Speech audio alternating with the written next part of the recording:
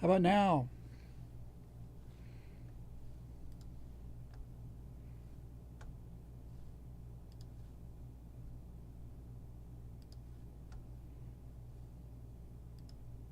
How's that? Is that better? Welcome to Stratosphere Lounge. I'm your host, Bill Whittle. It is the 15th of May.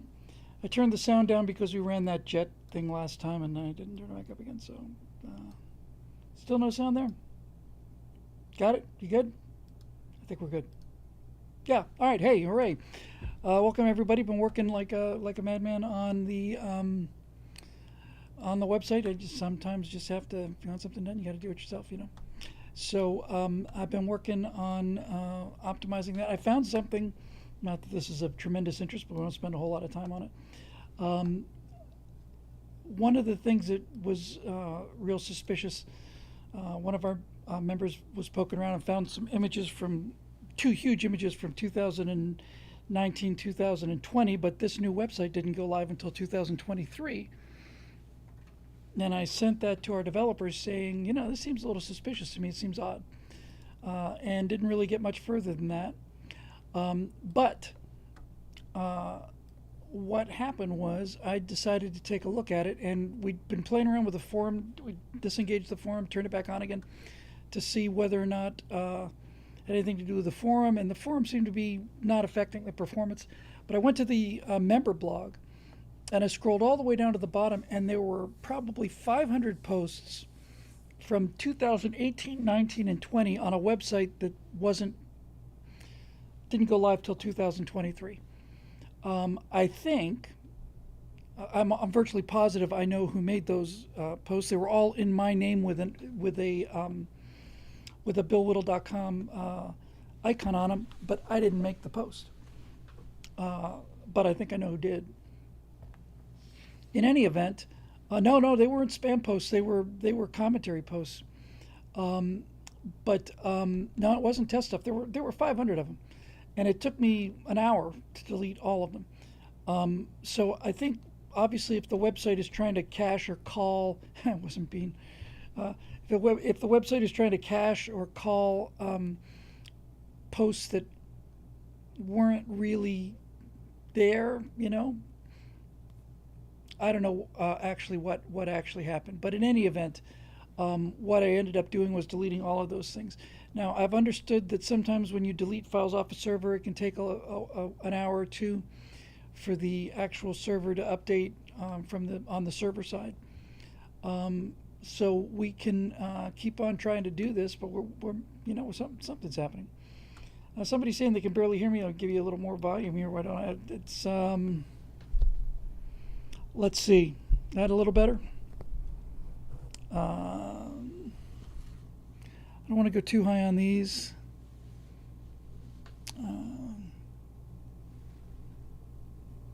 Let's try that. Hopefully that's a little better. So anyway, having found all 500 posts that really shouldn't have been there, that might have had something to do with it. So we'll see.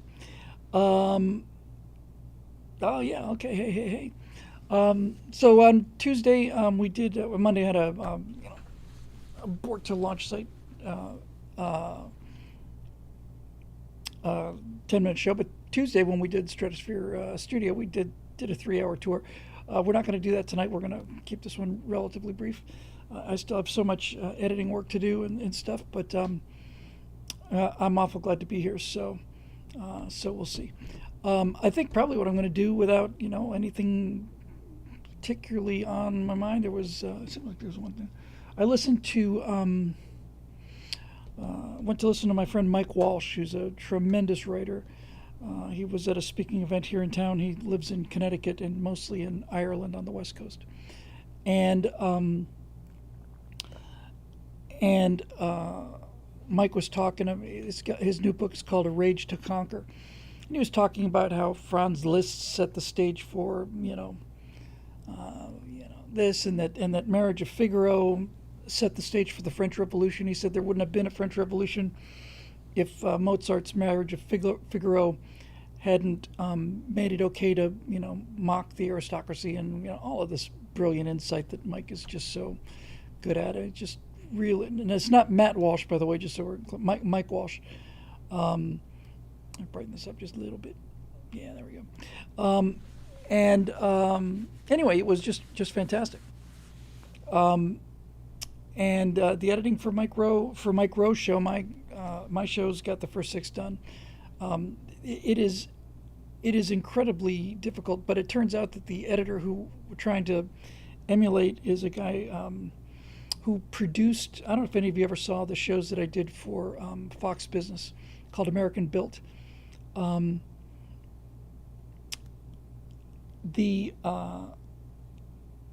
did a number of those, so I was able to ask him for a couple of little advice and some presets and stuff. So I got to get on this. I gave him a cut at 21 minutes, and they said, why don't you go to 25 or 26 on this?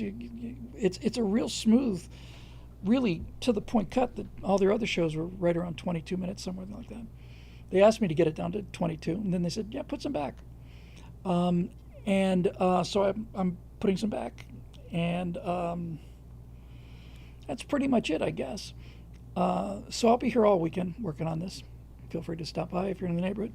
Other than that, I am hoping that the server update side, once these files are deleted, will speed this up. The guys who I've hired to do this did get the speed up in on and off sort of fashion, while you were logged in. So, I actually saw it with my own eyes. Logged in and then quick response. Then it kind of got slowed down again. So it's just shouldn't be this difficult, really. But sometimes you have to do it yourself. So by the way, I did go in and this I did on purpose, although you never know what was actually done on purpose around here. I went in and restructured the flow of the site. So I finally, since I was poking around with WordPress, I got a chance to do it. Managed to delete things to come, which isn't going to be on the cards at least until 2028. In the cards until 2028.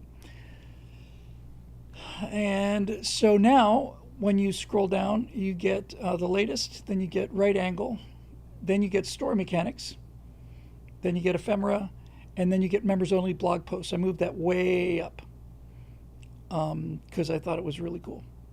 Even though it's probably causing us some of the problems, I just forgot how much fun that is. And I can throw in the link to Archives Island and all the rest of it. So,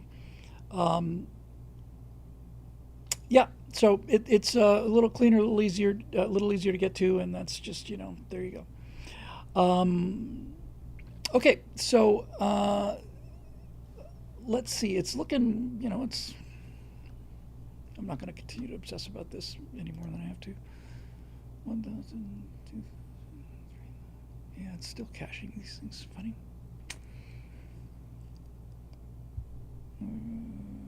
I'll try. There's a couple of conflicting plugins. I'll try that a little later. But we've got the members forum was down just for about 5-10 minutes while I optimized some other things, and it's back again, so we should be able to do the questions. So let me see what I can find. Where did I put those?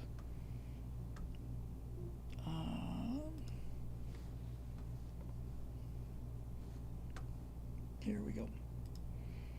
Okay, so this will be Stratosphere Launch questions for Thursday, 25/05/15, curated by Roadrunner. Thank you, Roadrunner. Really appreciate it. Again, as always, very, very happy for that. Only 6 today, says Marusha. Okay, well, let's see what we got. We got a Roadrunner. We got a Ray Juarez. We got a Guy Balo. We got a Marusha Dark. We got a Eric Blake, and another Marusha Dark. All right, so let's get on those puppies and we'll see what we can do, and then I think I'll be feeling a little better next week with some of this stuff in the can, and so hope springs eternal.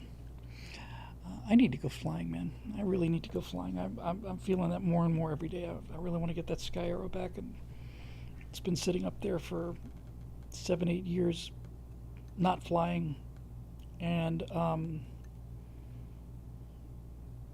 and after 8 years of being on the ground, I kind of want to get back in the sky again. I really do miss it.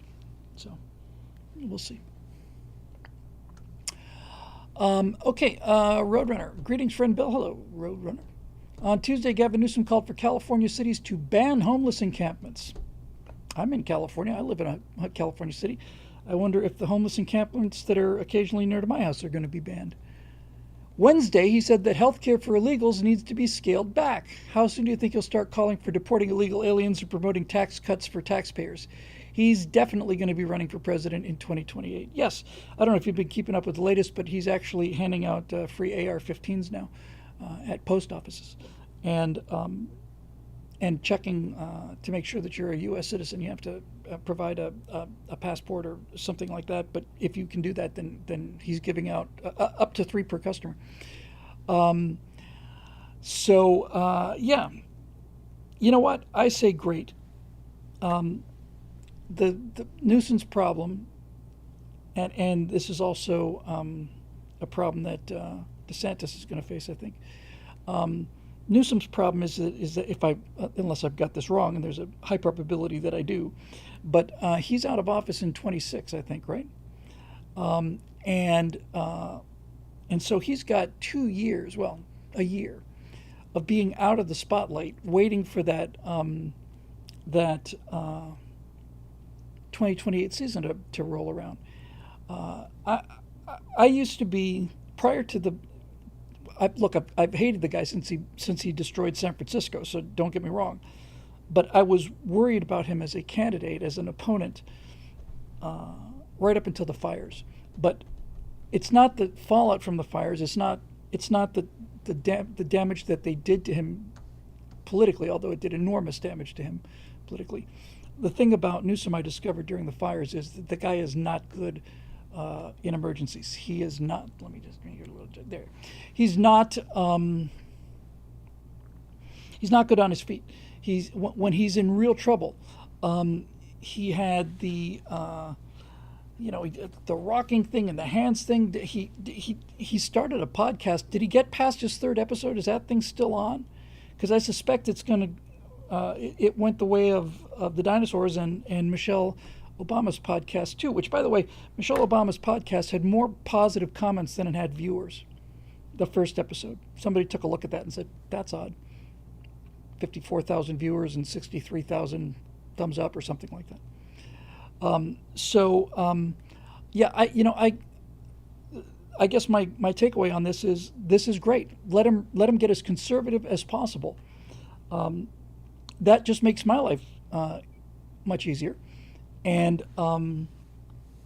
I just don't think the guy has a chance. I really just don't think he's got a chance. I saw him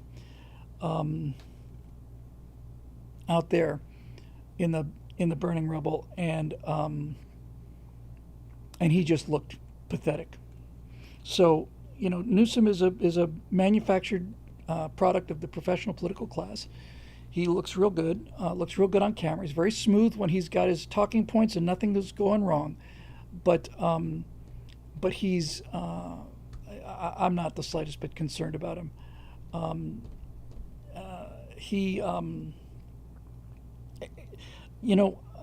think the thing that's interesting about 28 is that Vance seems to have all of the MAGA credential, street cred, that Trump has, and he has virtually none of the negatives. He's going to appeal to a lot of people who just can't stand Trump.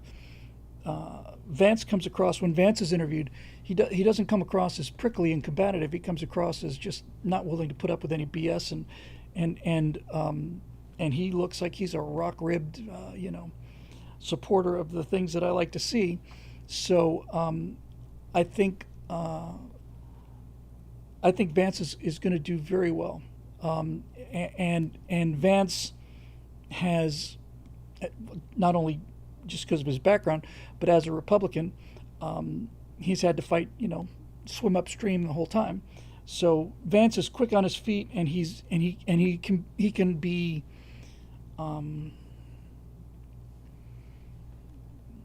what's the word I'm looking for? He can push back on a leading question without looking combative. So I think JD's looking real good. And Eric Blake says Rubio's JD thinks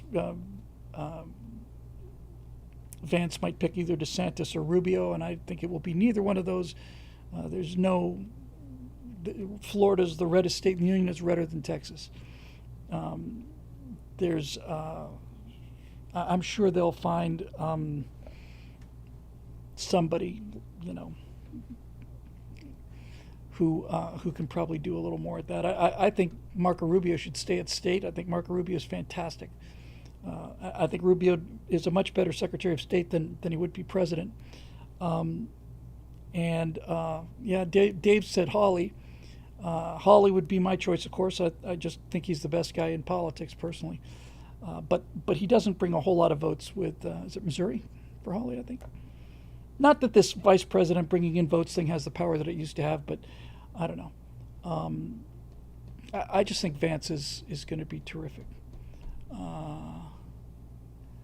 You busted half. Nickel Swamp says, hey, Bill, I chatted with Mark Mitchell from Rasmussen Reports yesterday, and he polled AOC as the left's Democratic leader right now for the 2028 presidential frontrunner. Dear Lord, could we be that lucky? That would be, if it was J.D. Vance against AOC, it'd be a 50-state win. Good. Let them keep going to the left. This is the genius of Trump. All Donald Trump, you have to understand, I mean, I know you do understand, the way that politics work in the age of Trump is that in order to counter Trump's populism and the forget the size, but the enthusiasm of MAGA, the left has, every time the left has had to deal, from the moment they've had to deal with Donald Trump in 2015, their attitude has been that he's the Antichrist. And since they've been saying he's the Antichrist for 10 years now, anything that the Antichrist does, they have to oppose on principle. They have to. So Trump is in the beautiful position of being able to sit back and say, what subjects do 80% of Americans agree on? Deporting illegal aliens, especially criminals, lower taxes, a return to fiscal common sense, strong military, that kind of thing. And all Donald Trump has to do is say, I support the 80% position, whatever that position is. And instantly and reflexively, the Democratic Party will oppose him. All Trump has to do is pick an 80% issue, and the left will very obligingly march right into that 20% of the pie and stand there and die on that hill. And I think that that this is, I don't see any way out of it for Democrats. I really just don't see any way out of it. It's a beautiful thing. And the 80-20 rule isn't just the numbers in politics. 80-20 is how the world works. 80-20 is almost like pi. 80-20 is built into nature. You have 80% of all the clothes you have, you wear 20% of them. That kind of thing. It's just astonishing how almost universal the 80-20 rule is. So when people say, we're never, if we, a blowout election is 65-35. That's just a blowout. And so I think they're heading right into trouble. Now, as it turns out, there's dissenting views, which must be eliminated at once, obviously. Where was it? Eric Blake says, I'm with Ben Shapiro on AOC. Do not underestimate her as the Democrat candidate. If she gets the nomination, we need a candidate with charisma to counter hers. Now, JD has that, and so does Rubio, but DeSantis doesn't. If people are talking about handing the nuclear button over to DeSantis or AOC, then I think it would be just I think AOC would do worse than Kamala Harris. I really do. I think Kamala Harris could at least pretend to, look again, the the the country is 3-4-3. That's how it breaks down. It's a third is liberal, a third is conservative, and rather 30% is liberal, 30% is conservative, and 40% could go either way. Lots and lots of that middle four went towards Donald Trump only because Kamala Harris. Well, they didn't even go to Trump. They just didn't come out for Harris because she was just so pathetic. So I'm feeling pretty solid, man. I'm feeling pretty good. So Eric says, remember we all assumed Biden was an easy beat, but he won. Don't make the same mistake with AOC. Well, I don't think Joe Biden beat Donald Trump fair and square. And when the results came in from the 2024 election, and we found, 15 million Democrats, extra Democrats had voted for 81 million votes for 81 LOL million votes for Biden. So I don't buy that argument. So the main thing to do is the real lesson from 2024 is if the rules are you can vote early by mail, then by God, vote early by mail. Eric says the difference between AOC and Harris is that AOC can talk. Yes, but every time she opens her mouth, she gets more and more radical. I'm not concerned about her. I'm really not. I don't think the more left the Democrats go, the better I like it. So there you go. So that's that. So Newsom, go ahead. I hope Newsom does start handing out AR-15s because that makes my life happier. Makes life here in California that much better. So if he wants to run to the right, then my daily life improves, especially when it comes to things like homeless camps and things of that nature. So there you go. Ray Juarez, hi Bill. Hey Ray. Two things. Site runs much faster once you clear your cache. Yes, I've done that, and I don't want to ask people to do that, but if you do clear your cache, I think he's talking about your browser cache. Once we get it fixed, I'll just ask people if they would just do that, and it should solve the problem. But again, getting rid of some 500 posts that were imported into the site somehow. They were not organic posts. They weren't posts that were made through the site. They were imported. It's possible that the very first web developer who was working on the new website started to port over some of the older things. That's a possibility. But in any event, there were 500 calls to directories that really just didn't exist, and they weren't particularly. You get the idea. So there's that. So thank you for that, and we'll keep on it. We have our best men on the project, best men. Second, do you think Trump moved his plans for tariffs up and then made them more bombastic to pull attention away from Doge? I haven't heard a peep of protest about Doge since tariffs hit the paper. Is Doge better suited to the background until it finds something big? Have a good night, Bill. Doge, I saw an article somewhere today saying why Doge failed by what I thought was a conservative position. The Doge revelations have slowed way down now that the swamp has started fighting back. I can tell you what I hope it is. And Elon Musk is a smart guy, so I'm hoping this is it. Real quick, Busted F. Nickel Swamp, did I see Thomas Sowell's take on giving illegals $1,000 to self-deport? We just did a right angle on that subject. Just real quick, Joseph J. Cosenza, I can always get that. It's so hard. Joseph J. Cosenza III, what's your favorite political story to tell? The one I'm telling right now, actually, is my all-time favorite political story. Joseph, sorry. Jeez, I hate having to interrupt to catch these things. Sun Wukong, is Cali going red a pipe dream? Also, what are your thoughts about the term woke right?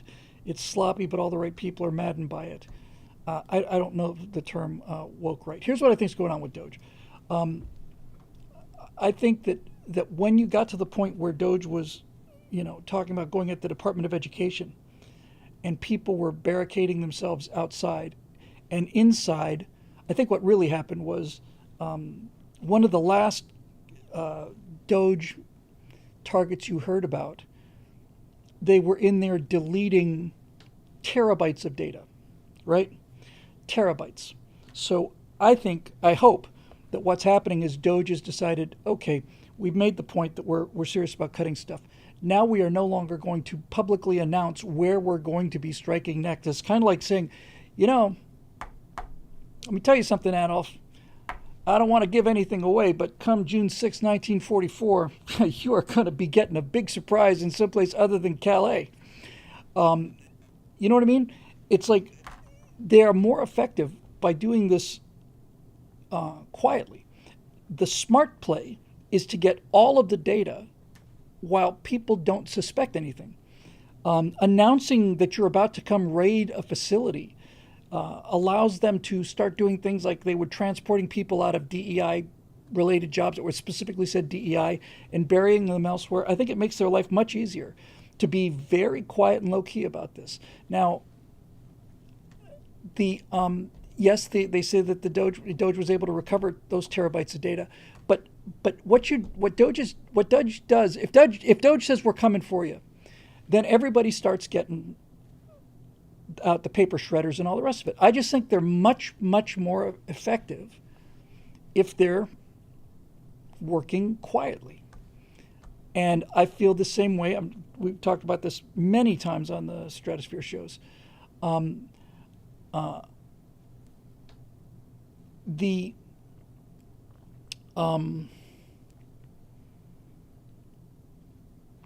on. Sorry, was right there. I was talking about Doge and undercover. The Department of Justice. A lot of people are saying, how come we're not seeing, why aren't we seeing people being perp walk yet? Because first of all, you need the FBI, and you need the FBI to get itself together. And when Dan Bongino says, you may not see us working, but we're working, you can take my word for it, then I believe Dan Bongino. Dan Bongino strikes me as a guy who doesn't make comments or promises that he can't keep. So when people say, well, where's the Justice Department? The Justice Department is doing what it's doing. It's gathering evidence. It's preparing its cases. It's preparing its all of that. So I think Doge is doing the same thing. I think they're just working more quietly, a little more undercover. P7 2017 says, hang on, I was assured, I tell you, that Elon quit. I don't think Elon quit. Elon is not a quitter. Elon did take away from all of his businesses. I mean, he's doing it full time for months. And I think, look, I'm not saying this was pre-planned. I'm just saying this is how the world works. When Doge first started going around and cutting everything, conservatives were just ecstatic, right? Just over the moon. We couldn't believe what we're seeing. And now it's very much quieter. And the whole thing with the tariffs, same thing. Oh my God, the tariffs, we're going to put China out of business. Well, we're going to have a 90-day suspension. Okay, this is. I'm not saying they're slowing down. I'm just saying you cannot maintain. You can't walk out on stage as an opera singer, open up with their highest note that you can possibly hit, and then just keep that up. Yeah, Furball 321 says we have till early May of next year to allow the judicial process to work. Yes, I'm not worried. And in fact, we've got until November of 2026 to get these prosecutions done. So I'm real sanguine about all of this stuff. There we go. I'm trying to stick to the comment section here, and I'm getting all of these super chats about different topics, which is, I'll come back to those later. So let me get back on the drill here if I can. So yeah, I'm not too worried about it, Ray. And I think that the real money, people said, well, Musk said he would find $1 trillion or $2 trillion, and so far he's only found hundreds of billions. We haven't heard boo about Doge and the Defense Department.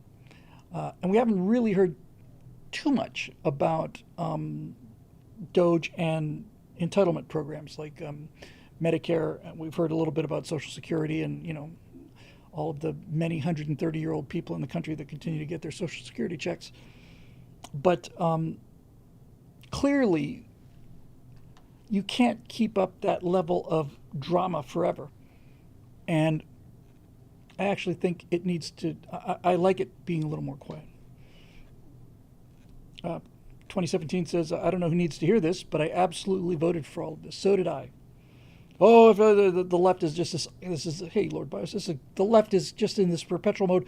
Trump supporters are outraged and they feel violated and ripped off and they're furious at Trump and they'll never vote for him again. It's like, I don't know a single person who voted for Trump who's not only not on board for all of this, but elated, blown away. More done in the first 100 days than they imagined would get done in the first 4 years. So, there you go. I think that's basically, what's going on. I'll come back to those super chats later. So thank you for that, Ray. Guy Balo, greetings, Bill. Now that it's fashionable to tell the truth about Dementia Joe, yeah. How do we keep the Democrats from rewriting history again? They cannot be allowed to gloss over the fact that they all participated in covering up Joe's dementia and the fact that he is a mean, nasty excuse of a man for decades. Till the end of time, the Democratic Party needs to be known as the party who installed the worst person, actually a whole family, ever to reside in the White House. It also cannot be forgotten that they are the party that started a war to keep their slaves, done everything imaginable to keep racism alive as long as possible, exploit every situation to try to divide this great country, and basically hate America and all that it stands for. How do we stop the Democrats from conveniently omitting their mistakes and flaws from history? Well, they've had, for the modern era, since the 60s, let's say, control of the news media and control of the pop culture. And they don't have that anymore. It's not that conservatives did what I was hoping they would do. It's not like conservatives moved into that space. It's just that technology rendered mainstream media a dinosaur. When I was a kid, you watched ABC, CBS, or NBC News, and they were all telling the same story. We just didn't know it. Who watches NBC News anymore? Who sits down and watches the 6 o'clock news on CBS, Certainly not the people who are, certainly not Gen Alpha, Gen Z, and millennials are not sitting down and watching the 6 o'clock news on CBS. I'm sure there are some boomers who are still doing that, but even though I don't know any of them. They don't have the control of the megaphones that they used to have. The word gets out, and one of the things that's happening, and I think Steve Green he's certainly done 3 right angles on this in the last 2 months, 3 months.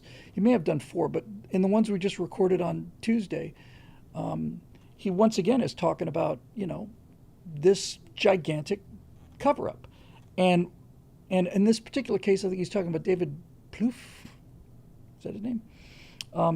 Who was, ran the Obama campaigns and said, it was impossible to make Kamala Harris beat Donald Trump with only 107 days or whatever. I said, no, you idiot.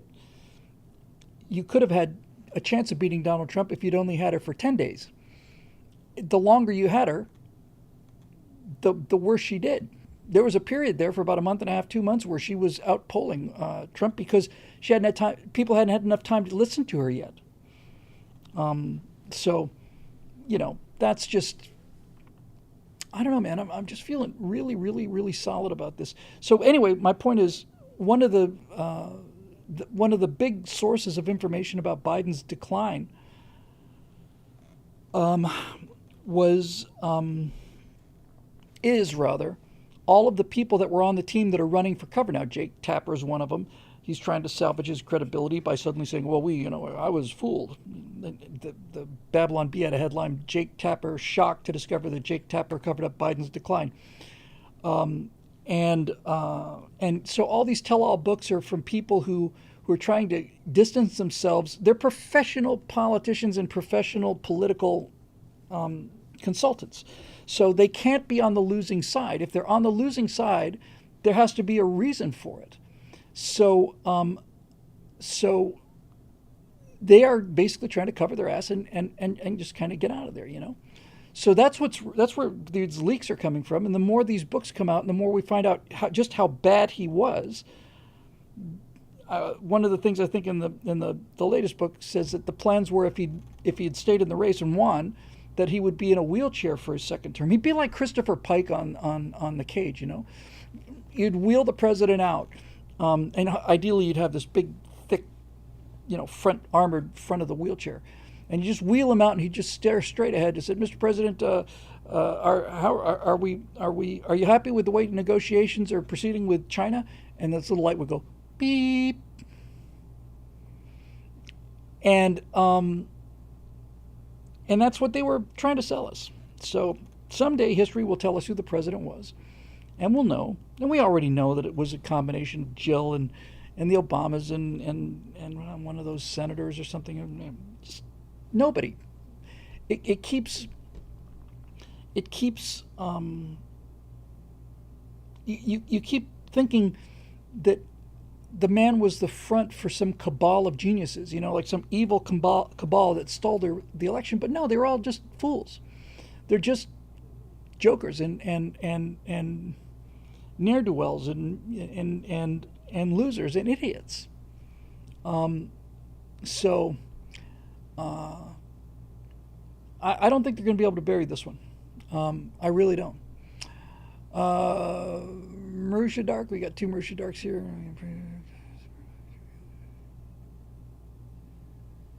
Okay.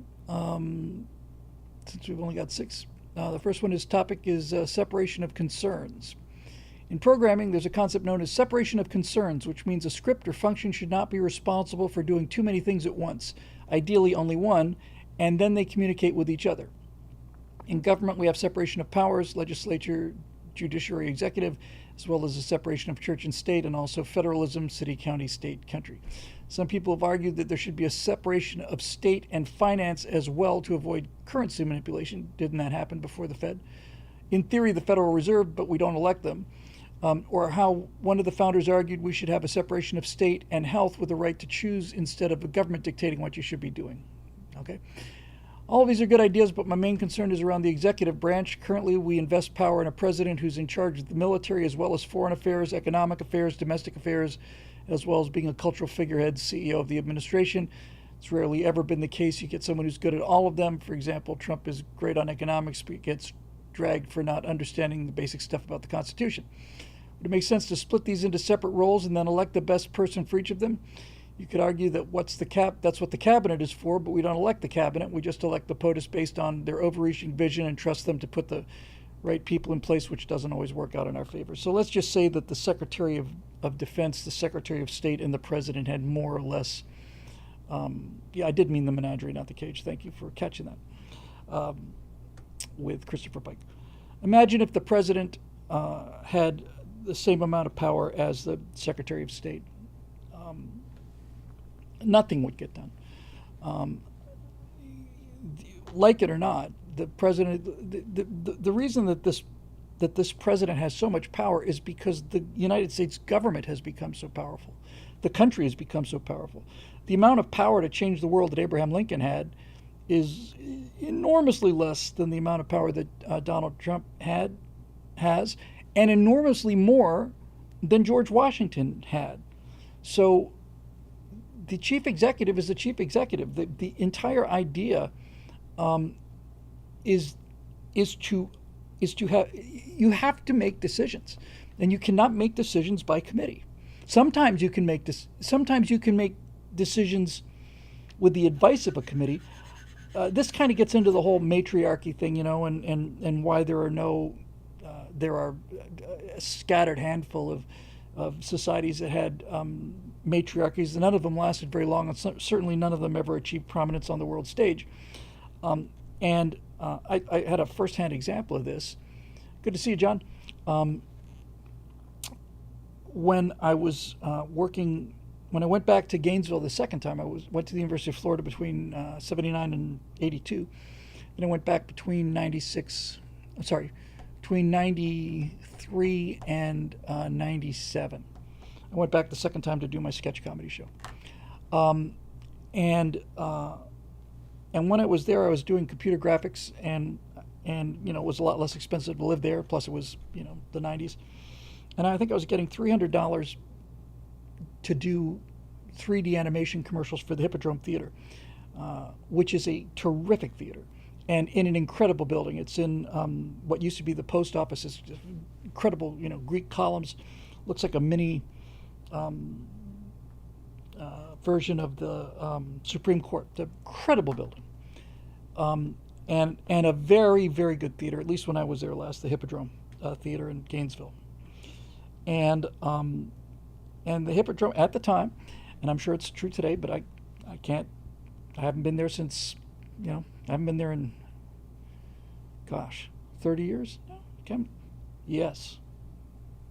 That's crazy. But 30 years ago, when I was there, it was all run by women, and not only women, but extremely liberal actors, women. I wasn't a Blender's wizard. I'm old enough to remember when Blender first came out and was a complete joke. Now I wish to hell I'd learned Blender instead of 3D Studio, but I'm a 3D Studio guy. Yeah, Blender's fantastic. All the open source and plug-in Blender's amazing. Anyway, I was doing this in 3D Studio, and I'm not making this up. I went to a meeting where they were going to discuss the show that they had next, and they were going to talk about how they were going to market it. So obviously I was there. No, they weren't, Ace Affinity. They weren't hot at all. They were not the actresses that were. These were the people that ran the theater. Yeah, the NewTek video toaster, man. The video toaster was awesome. I loved the toaster. Anyway, just the point. I'm going to come back at all the super chats when we're done with these things.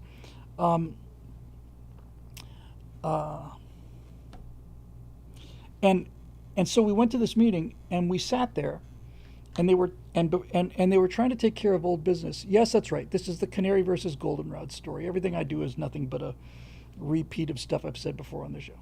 But the bottom line is, there was a discussion about whether they were going to print out this newsletter or something, and whether the paper they were going to use to print out this flyer or whatever, and somebody wanted it on goldenrod.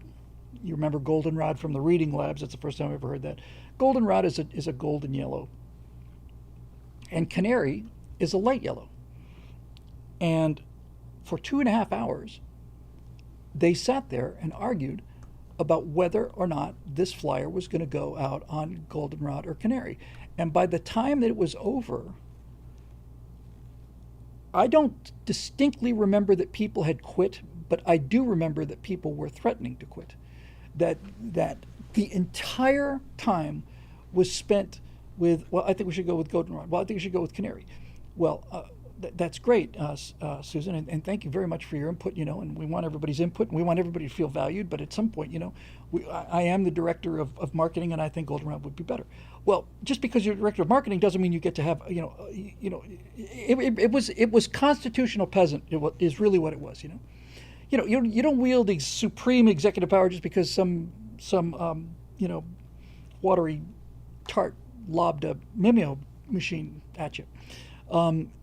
And I'm not making it up. It was just, it went on and on and on. It got more and more and more and more vicious. And that's the first time I realized, no, this business about if women ran the world, everybody'd be at peace. It's like, no, if women ran the world, everybody'd be dead. Dead. They just made it so personal, and everybody was so offended. And the patriarchy. Point of personal privilege, exactly. If you haven't seen that business about the Marxists, the American communists having their meeting, it is absolutely priceless. For every single second of every single speech, somebody's a point of personal privilege. Everybody's clapping, and I understand that we're comrades and so on, but I am easily triggered by loud noises, and point of personal privilege. They just couldn't get the preamble out. That's why you cannot have a democracy. That's because democracies don't work. Because the people that get hysterical over things just keep going at it. They won't let it go. The great thing about a patriarchy is, and men are very good at understanding this as a general rule, and many women are too, I guess, maybe most, but when men are in charge, men basically go into this saying, okay, there's a hierarchy here. and he's the top dog, head cheese, uh, and he's the boss. Now I can have my input. That's great. But if I give him my input and he says no, then that's fine. And if I don't like it, I can go start my own theater. And Marisha Dark's put the link in the YouTube thing. It's worth watching, really. It really is. It really is enough to make. If you were ever worried about communists taking over the United States, all you have to do is look at this and you'll realize there's not a chance of that ever happening. Is he over Macho Grande? No, Dave. He's never going to get over Macho Grande. I was not a Blender wizard. I was a 3D Studio acolyte. Eric Blake, this is why the Roman Republic having multiple consuls at the time was a big mistake. Yes, the Romans had two consuls who were elected, and their theory was that with two guys sharing power, there would be less likelihood that it would be a power grab. Mirch says, Bill, what about a minimum splitting POTUS into internal and external concerns? Sort of like the split between the FBI and the CIA. One deals domestically, one deals in everything but domestically. Why? First of all, you got the same problem. You know, if there's a threat to the country and the foreign policy guy says, we're going to have to go to war with them, but the domestic guy says, well, we don't need the headache and we don't want the suspension of, and the tariffs or the boycotts or the blockades or the, no. This, you need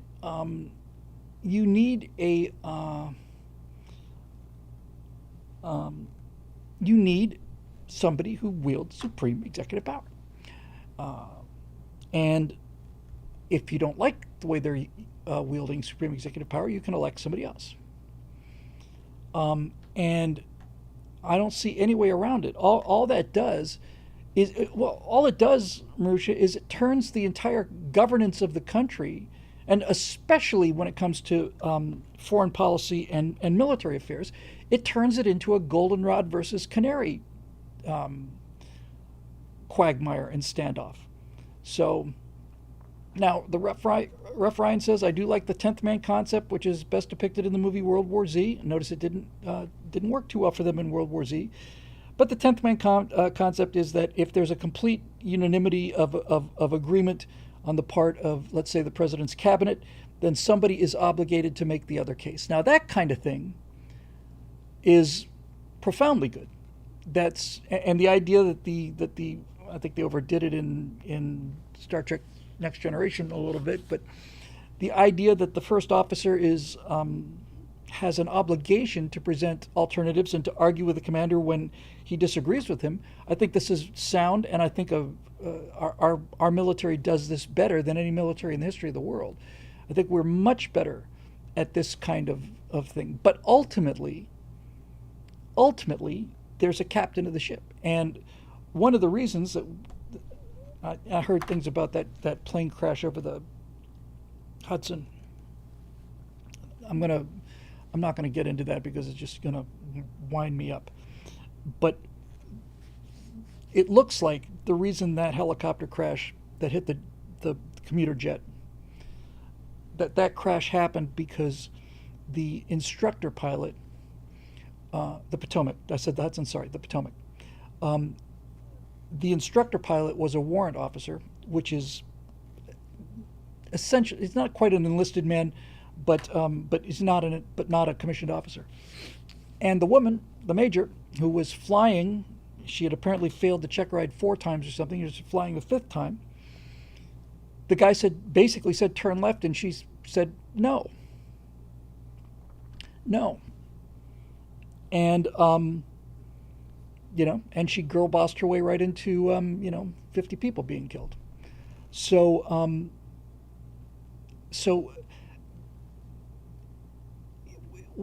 prior to that accident, we had gone 20 years without a fatality in commercial aviation in this country. He was a warrant officer. That's right. Yeah. So a warrant officer is somebody who is I think it certainly lives in that gray area between enlisted men and commissioned officer. He's certainly not a commissioned officer, but he is an officer. Um, so, so she had a chip on her shoulder about men. She didn't. She was deep into the whole woke philosophy, but technically speaking, on that flight, he outranked her. He was the instructor pilot. If he is, if he is the instructor pilot, if he's the IP on that flight, she needs to she needs to listen to him. And I'm sure that the instructor pilot probably, well, no question, I think, if the instructor pilot, the warrant officer, had been with a male, he would have said, my helicopter. And he would have just taken control, but he probably thought, up until the last second, that, that he's never going to hear the end of this. Wait till military HR gets a hold of this, So it was that's why Trump came out like within what, 2 hours of the crash, coming out and saying this is a DEI thing. He's right. When he came out and said, you have no evidence to back that up. It's like, no, he does. He's the president of the United States. I can assure you that he has a very good idea of what happened within an hour of that crash. So yeah, there you go. So no, the point I'm trying to make, Marusha, is that you need somebody in charge, and when the instructor pilot says my plane, then it's his plane. And strangely enough, I'll just give you a little personal anecdote here, just to sweeten up the pot a little bit. Most of you know, if you've watched the show the last couple of weeks, I went out and did an hour flight behind the controls of an airplane for the first time in 8 years, and my instructor pilot was considerably younger than me. I don't know whether he had more hours than me or not, but yeah, I think Festonia, yes, I think that is true. Yeah, and Furball says it was apparently for 30 seconds that she didn't listen. This guy was saying turn, turn, turn for 30 seconds. If you count out 30 seconds watching that light get closer, you won't. That's an eternity. Anyway, the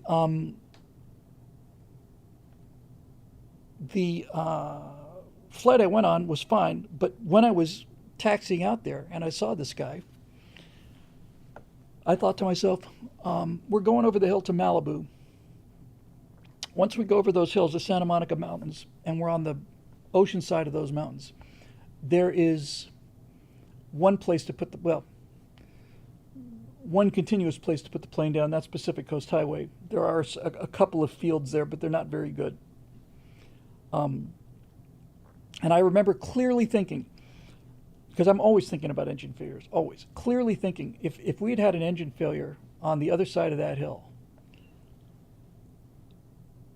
what would I have done? And I think what I would have done is I would have said, his name wasn't Jake, but I'll call him Jake. I would have said, because you've always got time. Jake, this is your decision, but we've got very limited time. Let me just tell you something. This is my 4th engine failure, and I'm a glider pilot.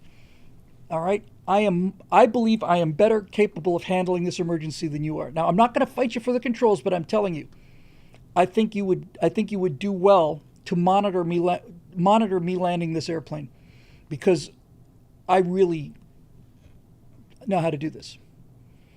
It's like Ron Swanson walking into Home Depot. I know more than you do. If he said, no, it's my plane, then I probably would have just said, okay, because rules are rules, man. And, the last thing I'm going to do is fight the guy for the controls. But I sure as hell wouldn't have just sat there and said, hey, man, I would have said, that field will get you there. And if it turned out he was trying to stretch, it's a funny thought experiment. If it turned out that the guy was actually, I don't want to say panicking, but trying to stretch the glide, let's say, and our airspeed is bleeding off, and he sees a field out in front of us there, and he's trying to make that field, and we're slowing down, then I think I'm going to say, we're not making that field. If you keep this up, we're going to die. Nose down, nose down, nose down. Fly it into the frickin' trees but fly it into the trees at 40 knots and at a 0-degree bank angle, or pitch angle, I should say. Anyway, Eric Blake, tonight the case of the crocodile Comey. Yeah, something happened. I didn't hear anything about this. So, Bill, as you may or may not be aware, former FBI Chief James Comey posted a seashell image on social media. Observe, here it is. I didn't hear anything about Comey.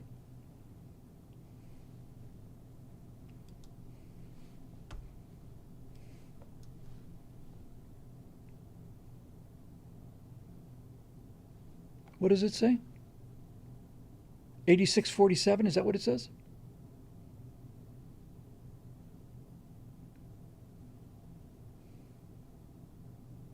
What a punk ass bitch.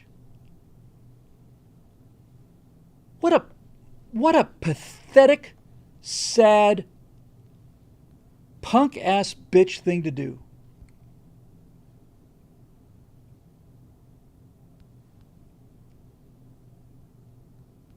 Of course it's code for kill Trump. Cool formation on my beach walk. I think the FBI, I genuinely, in fact, I think I can guarantee you that the FBI is going to be having a talk with the former director of the FBI. I feel very, very certain that James, here it is, I'll put it in the thing so you can see the message here. Hang on, YouTube.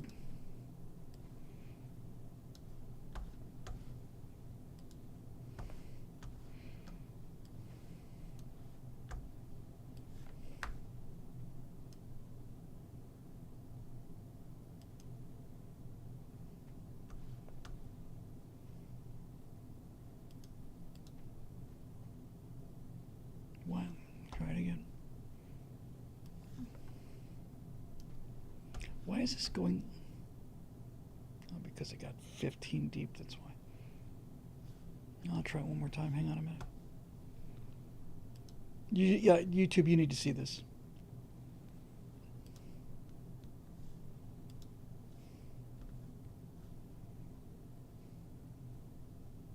Hang on.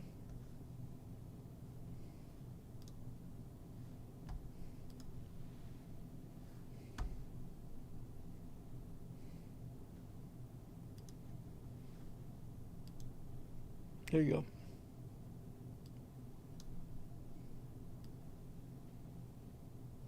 There you go. That's what the former director of the FBI thought was funny and clever.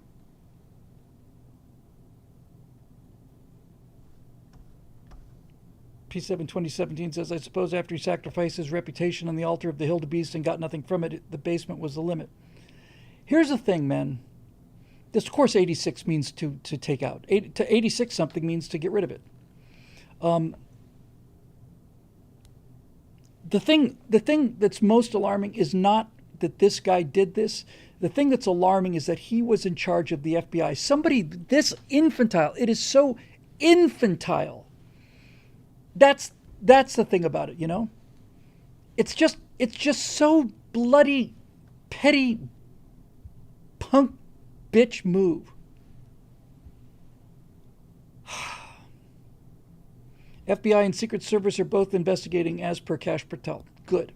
They need to lock him up for making terrorist threats against the President of the United States. What a miserable low-life piece of crap. What a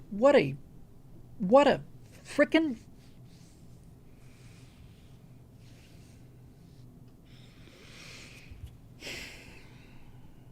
I want to see him walking into the jail, man. And I think we will.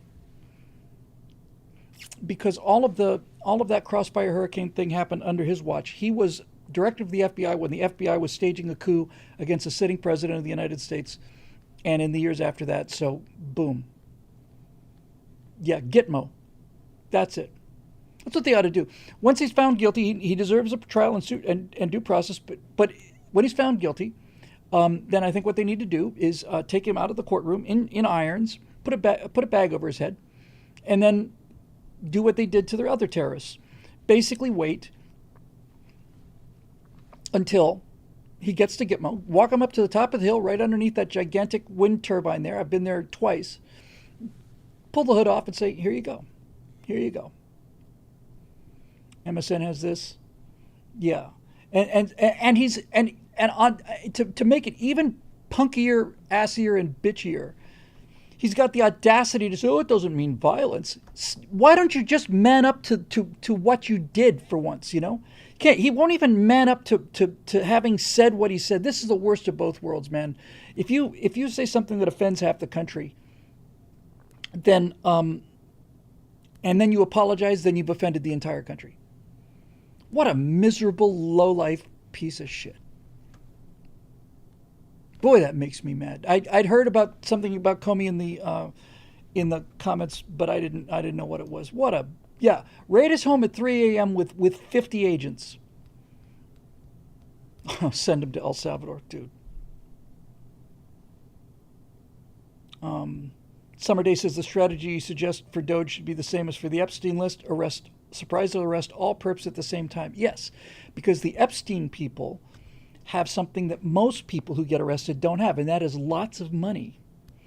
And rich people can make a run for it. And what a Jesus Christ. So what do we make of this, says Eric? Well, he needs to go to jail.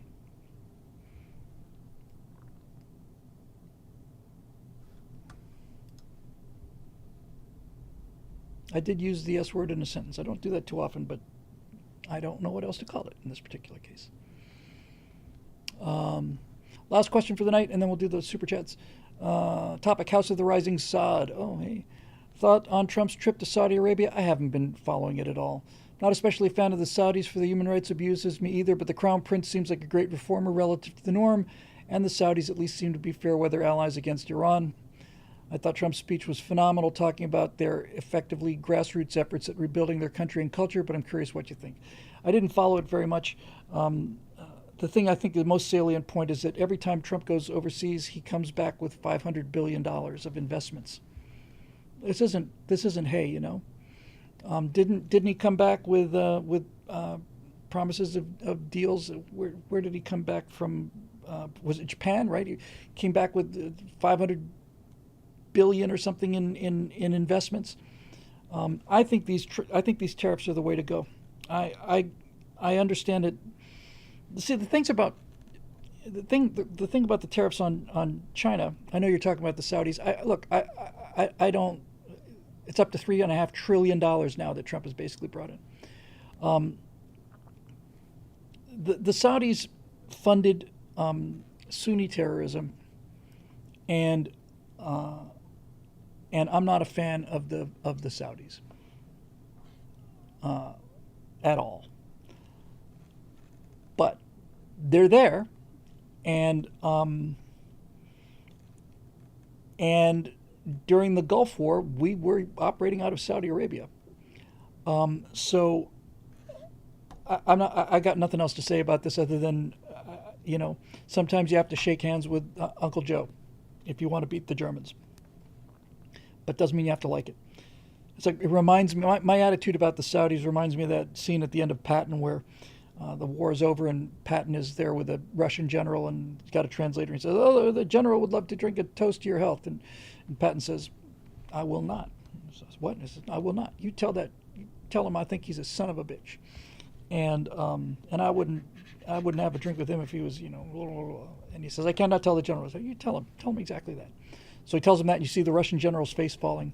And then the Russian general says, well, he says, you're a son of a bitch too. And then Patton smiles and says, all right, I'll drink to him. We'll have a drink, one son of a bitch to another. And then they lock their arms, and they're both looking at each other, and that look is like, see you in about 2 years. We'll see you in about 2-3 years. You and your tank and me and mine. And he's got that great line, which I suppose is probably historically true, although I don't know for a fact it is. When he's the war is about ending, and Patton's on the phone with Ike, and he says, "Damn it, Ike, I can have a war. I can start a war with these sons of bitches in 3 days and make it look like it's their fault." That was something. Anyway, so that's it for the questions. Let's go back and get our super chats. We got a super chat from JR. Just a thank you. Just a nice super chat with nothing attached to it. Those are always very sweet. Roadrunner has a $20 super chat and says, Bill, do you ever regret not getting your college degree? I regret. I was a theater major. I don't regret not getting my BA. There were two different versions of the theater degree. There's the BA and the BFA, and the BFA was harder, so I took the BA, and that was the path I on. I don't miss getting the BA in theater at all. With that said, I would very much like to take one day, if we can, get the membership levels up to the point where I don't have to be working quite so hard by myself all the time. I would very much like to get an equivalency degree from Hillsdale College in history. I think I could actually, in fact, I know I could get a PhD in history, either from Hillsdale or somewhere else. I don't want an honorary degree. I just want an equivalency degree. I would like to be able to just take the test it, and do it, and then write a thesis. I would write a thesis on the Cold War. I would cut and paste my 13-episode thing, hand it in. I'd play it for him. And I think CLEP history. I haven't heard that acronym in forever. CLEP. Yeah, what does that stand for? But I remember CLEP test. Yeah, I remember that so well. I haven't heard it in years. Roadrunner. You could CLEP history with no problem. Yeah, I would submit Empire of Terror, and I would submit the Cold War, and I would say this is my thesis for my college level equivalency program. That's right. Yeah, that's right. And it's a college level examination program. Okay. Yeah, I would. And I have kind of plans to do that. I'll tell you what else I had a strange plan to do too. And I was thinking about this while Bean was still with us. And I was thinking, when Bean goes, I have a chance to do something. I would like to go back to the University of Florida and do one semester in the theater department in acting class, just once, just one. I don't need to go back and finish my degree. I'd tell them that's what I was doing, but I'd like to go back and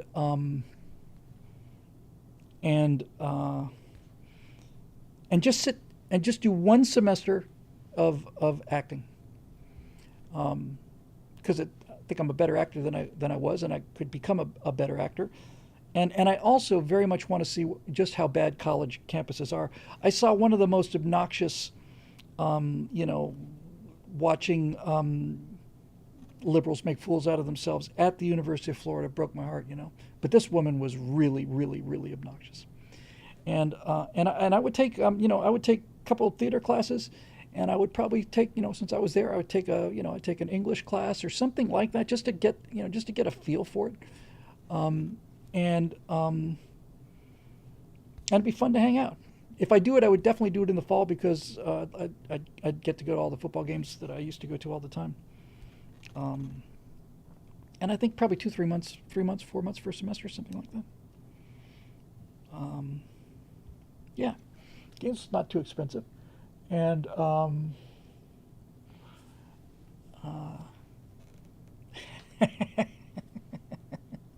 Ace Effendi says, Bill, they still do panty raids in college, but these days there are guys inside those panties. Yeah.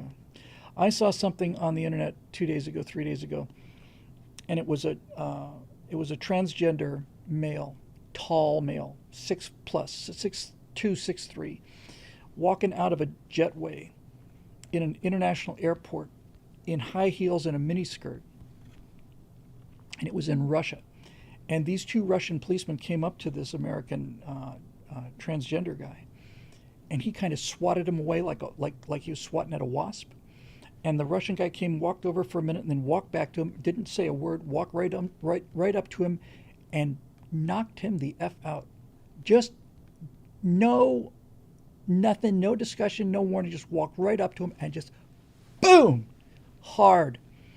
And I thought, well, I don't want to live in a world with brutal police, and I really don't. But I do want to put an end to this idea that you think you can just assault people and just start smacking them or hitting them and not have consequences. Um, you know, Natasha has. I took her to the Halloween parade in West Hollywood, which is a combination of incredible costume party and some sort of ritual for Baal. Expecting child sacrifice at any minute. You've never seen such degeneracy and such creativity. To be fair, and and and Natasha said she was really shocked because there are no openly gay people in Russia because they just get beat up. And I don't want to live in that country. I don't want to live in a country where gay people get beat up for being gay. Not at all.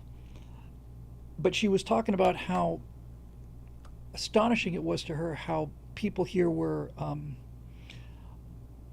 not allowed to be themselves and be creative and stuff. And she was really positive about that. And at the same time, she was kind of repulsed by all of the decadence of it too. And so, it's like, they're. My feeling on it is you can have the gay pride parade on Halloween in West Hollywood. That's your neighborhood. That's your business. That's fine. But don't expect or demand that we normalize this, or that that somehow we have to not only tolerate it but accept it, because we don't. It's your business. It's a night out on the streets in your town. That's fine. But this business that we all have to agree at, and celebrate this is just going too far, man. And keep it away from the kids, please. Children can't talk about sexual stuff because they don't have sexual feelings because they haven't hit puberty yet. They're children. Girls, are fussy and boys have cooties, and just simple. Leave them out of it. And then earlier we have a super chat from Rusha Dark. We're talking about the woke right, which is apparently a term that's starting to be bandied around. It's woke right just means people obsessed with identity politics for straight cis white males instead of gay, trans, black women. I don't see anything on the right that is obsessed with identity politics other than to push back against them. I don't see conservatives launching jihads against gay community, and I don't see them, protesting the gay community. All I see is that when people start talking about gay sex to their third grade, daughter, then they get a little upset about it. And I think that's a reaction, but I don't think it's the same thing. Story Monster had a $5 super chat for me to buy some bone burgers, which is very deeply appreciated. And Sun Wukong started the conversation. Is Callie going red a pipe dream? No, I don't think it is. Also, what are your thoughts about the term woke right? It's sloppy, but all the right people are maddened by it. Yeah, like I said, I just don't think there is such a thing as a woke right. And Story Monster for the bone burgers, I really do appreciate that. Do you want to know what a bone burger is? Well, it's another story I've told before. When I was in college the first time, I was 6'1". I'm still 6'1". The lowest I ever remember recording my weight. Yeah, it was pretty freaking desperate, man. I have pictures from that time, which I don't want to show. I was 6'1", and I remember one day I weighed myself at 119 pounds. That's Japanese POW skinny. And so we just didn't have any money. My dad was supposed to be paying for my college, and his coin collection got stolen, and not much he could do. And I was on I was on work programs and some student loans and stuff. But yeah, I was hungry pretty much 3 years, really, really hungry. And I was living with 3 other actors in this house in my second year there, and we kind of pooled our money. We went out to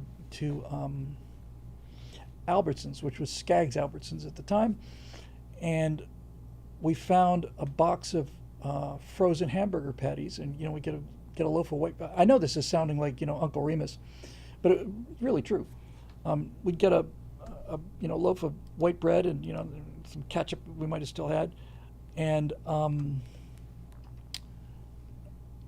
we saw these. Is a box about this long and about that wide, and it had like 9 frozen hamburger patties in it, and it was like $1.80 or something. So we bought this thing, and we took it home, and we were real hungry, so we got it home, and we got out the frying pan and turned on the gas, and we opened up this box, and we were expecting these hamburger patties to come out, but they were not hamburger colored.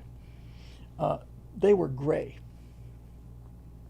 They were just gray, and they were fresh, but they were just gray, and and only then, after we're waiting for our delicious pink hamburgers to cook up, only then when we looked at these things go from gray to dark gray, did we turn the box over and it said ingredients, top ingredient, ground bone meal.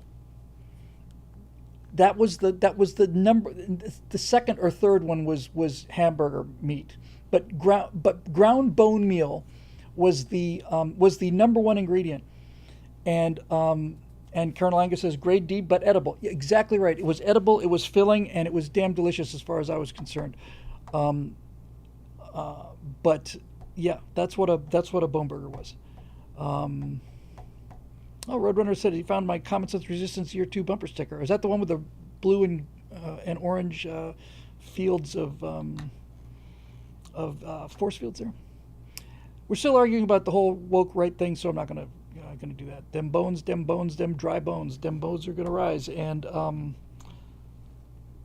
it's like I finally began to understand my dad when I say. Yeah, that we were eating bone burgers, and I was damn glad to have them. 3 more super chats, and I got to run because I can't keep getting the super chats.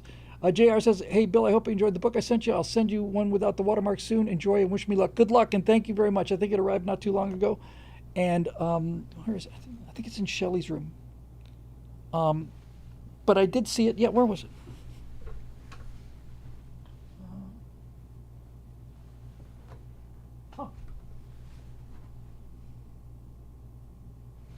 Here it is.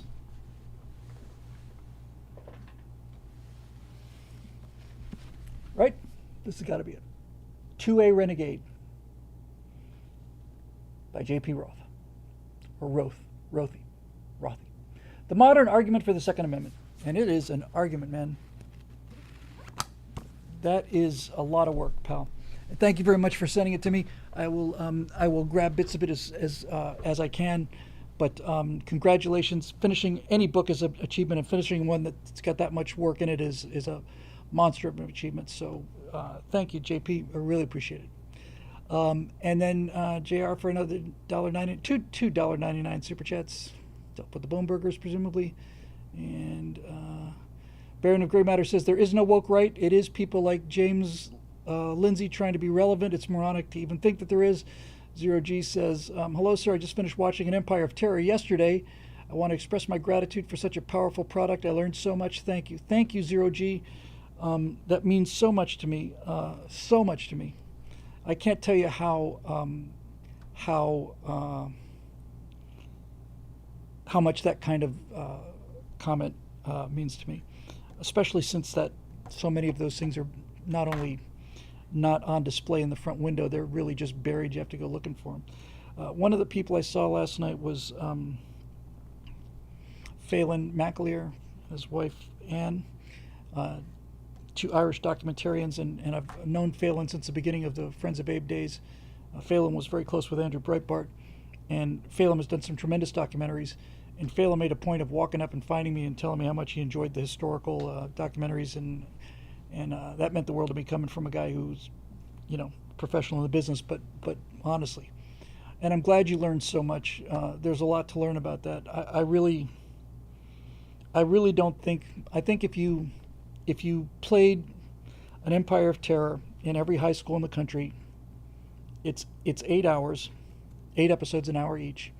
I think if you made the class watch every one of those 8 hours, I think you would cut the number of people who think that socialism and communism is a good idea by 90%. They'd start arguing at first, and they would keep arguing, but the hits just keep on coming. And the one thing I understood about an Empire of Terror, yeah, my favorite is still Apollo 11 2 Roadrunner. But the one thing I mentioned, the one thing I remember about Empire of Terror was that the case against Lenin, because it's Lenin, it's not Stalin. Lenin wrote the manual and Stalin followed the instructions.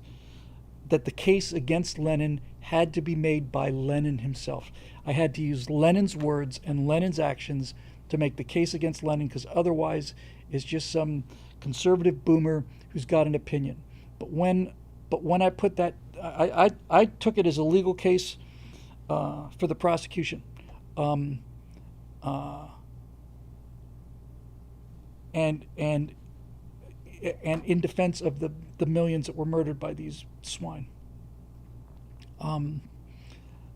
And I think could have done it. And Eric says same with Apollo 11. You'd cut the number of people thinking we didn't go to the moon by 90%. Yes, I would just say, well, you just have to watch it. You don't have to agree with it. You just have to watch it. And if after the 4 hours of the Apollo 11 series, you still believe the moon landing was fake, that's fine. No one's forcing you to change your mind, but you will hear this side of the case. So I wasn't surprised that Lenin was evil. I knew he was evil. That's why I wanted to do the series. I just couldn't believe how evil he actually was. And most importantly, about Empire of Terror, I can't believe how much material Lenin gave me to prosecute his ass. Boy, Bill's in a semi, PG-13 mood tonight. So anyway. All right. I think that'll do it for our show tonight. Thank you. We didn't do a 3-hour tour. How far out did we go on the minnow today? Let's see here. We're streaming for a while, but the actual recording is 1 hour and 22 minutes. Not the end of the world. Yes, Stolypin. That was heartbreaking. My favorite episode of Empire of Terror is the one about Stolypin because it's so bloody heartbreaking. My favorite episode of the Cold War is Cloaks and Daggers because I get to talk about the SR-71 and especially Project Azorian. Why no one has made a movie about Project Azorian, somebody made a documentary on YouTube, but why nobody's made a feature film out of that is beyond my understanding, because that is just an absolutely astonishing story, and I'd still would like to get a movie studio going here. And again, I am just, I'm busy editing Right Angles, so get this website rolling and maybe get this membership back up and hire some editors and give me a little more free time. And I'm hoping I can count on my Strata Loungers to help me with that membership rush. Not to become members, because many of you already are, but help me, help guide me through this process and keep me going until we get some numbers back up again. So I'm going to need all the help I can get, because this is not my strong suit. But yeah, Project Azorian is the most astonishing thing in the Cold War. Amazing. All right, well, this show is made possible by the members we already do have at BillWhittle.com, who have been here forever, and we love them to death and couldn't do anything without them. And I'm very grateful for all of you for being here, and members or non-members, both of you.